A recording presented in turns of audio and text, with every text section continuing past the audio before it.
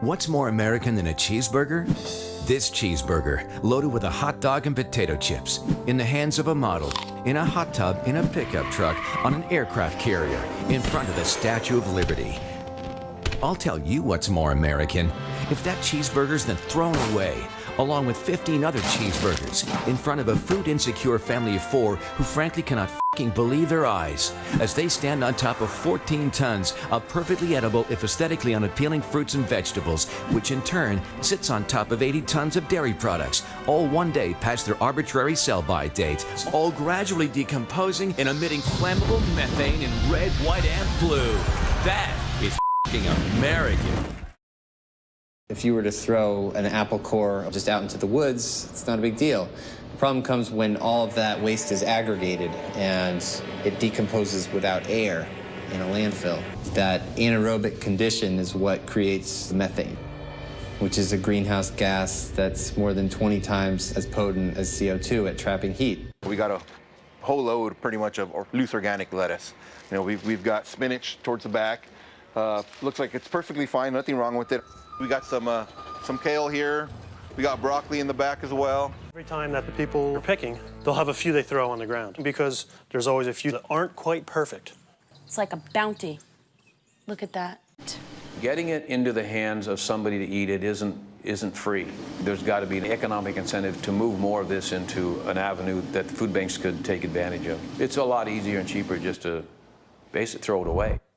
And that may be the biggest issue of all. Companies, in their defence, are not charities, which is why they should be incentivised to donate food with tax breaks. Large corporations already get one, but annoyingly, that same break for small businesses is not a permanent part of the tax code, meaning that Congress has to keep renewing it, and that's a problem. Because family farms or local restaurants may not know if they're going to get that break at the end of the year, and therefore whether donating food will be financially viable for them. It's a ridiculous system which probably prevents a lot of food from being donated. A report by the Natural Resources Defense Council says that as much as 40% of all the food produced in the United States never gets eaten. Americans throw away $165 billion worth of food every year. That's about 20 pounds per person every month. Americans throw away enough food every year to fill 730 football stadiums. When you add it all up, it amounts to an enormous environmental catastrophe and a major contributor to the scarcity of food in some parts of the world. The ridiculously strict cosmetic standards laid down by supermarkets in Europe and America mean that farmers in Kenya waste thousands of tons of perfectly good food every single year, right where there are millions of people hungry. This is the food waste from one day of packing in one plant in Kenya. Multiply that by many times and you start to see the scale and the gratuitousness of the global food waste scandal. It seems strange to me that we have people who can't always put a square meal on their table and we're throwing away 40% of our food supply. About 62.5 million tons of food is wasted annually in the US.